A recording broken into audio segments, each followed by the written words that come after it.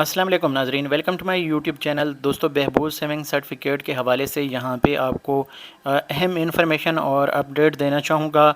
यहाँ पे अक्सर दोस्तों के सवालात आते हैं कि क्या ये नए प्रॉफिट रेट्स जो हैं ये इसी तरह आगे चलते रहेंगे या आगे जाके कम हो जाएंगे, या हम इसमें ज़्यादा से ज़्यादा जो प्रॉफिट है ये किस तरह हासिल कर सकते हैं।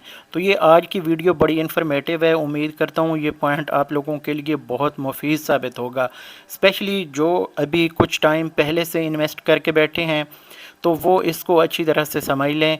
सबसे पहले तो ये है कि ये नए प्रॉफिट रेट्स जो हैं ये ऑटोमेटिक आपको 10 मई के बाद मिलना स्टार्ट हो जाएंगे।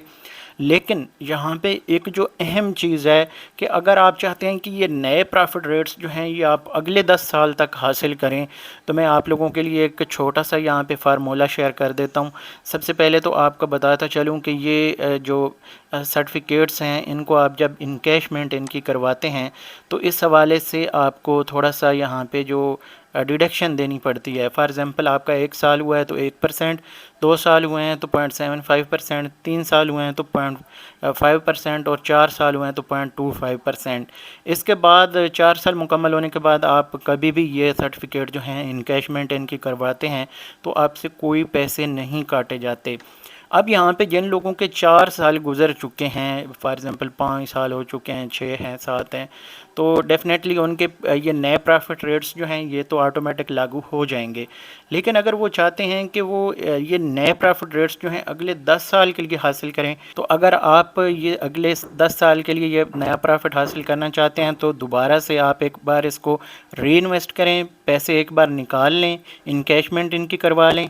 अगर आपने फॉर एग्ज़ाम्पल आपका टाइम अभी 2-3 साल हुए हैं, 4 साल हुए हैं, तो देख लें थोड़ी सी माइनर सी फ़ीस इसके ऊपर पे करने के बाद आप माहाना जो है अच्छा प्रॉफिट हासिल तो करेंगे ही करेंगे, लेकिन ये आगे फिर आपके लंबे टाइम के लिए यानी 10 साल पूरे आपके आगे बढ़ जाएंगे। अगर आपके 3 साल हुए हैं तो फिर आगे आप दोबारा से यहाँ पे निकाल के दोबारा यहाँ पे इन्वेस्ट करते हैं तो अगले फिर 10 साल आपको ये नया वाला या ज़्यादा वाला प्रॉफिट रेट जो है मिलता रहेगा।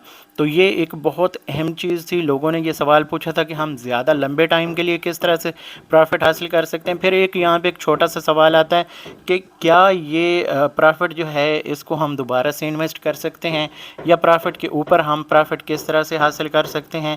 तो आपको बताता चलूँ कि अगर आपका सेविंग अकाउंट होगा तो जब आपको ये माहाना प्रॉफिट आपके अकाउंट में आ जाता है तो ये अगर आपका प्रॉफिट फिर इसमें पड़ा रहता है तो इस प्रॉफिट के ऊपर आपको फिर हर महीने की आखिरी तारीख को जो प्रॉफिट का हिसाब होता है वो आपको उस महीने से नया हिसाब जो है वो करके दे दिया जाता है।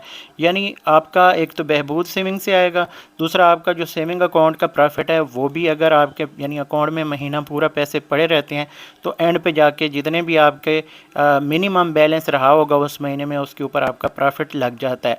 तो ये लेकिन प्रॉफिट आपको आगे जो टाइम के मुताबिक मिलता है जैसे कि सेविंग अकाउंट का होता है, तो ये चीज़ आपके लिए बहुत ही हेल्पफुल होगी। उम्मीद करता हूँ इस वीडियो से आपको बहुत अहम इन्फॉर्मेशन मिली होगी।